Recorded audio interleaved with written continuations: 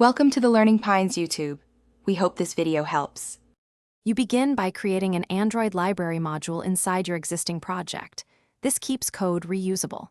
Once created, set min SDK and target SDK to match consumers, and pick AAR output so others can consume the artifact.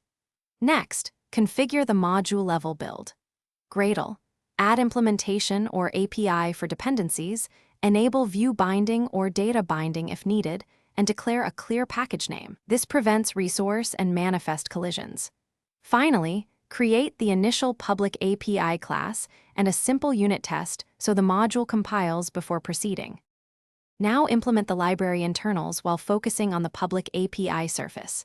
Write classes, interfaces, and factory methods that consumers will use, and mark helpers internal or package private. Once done, prefix resources to avoid collisions and document required manifest entries. Make sure resource merging and namespacing are correct.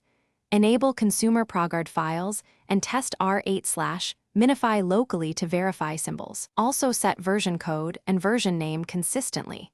Build and run the sample app in the same workspace to validate integration and runtime behavior.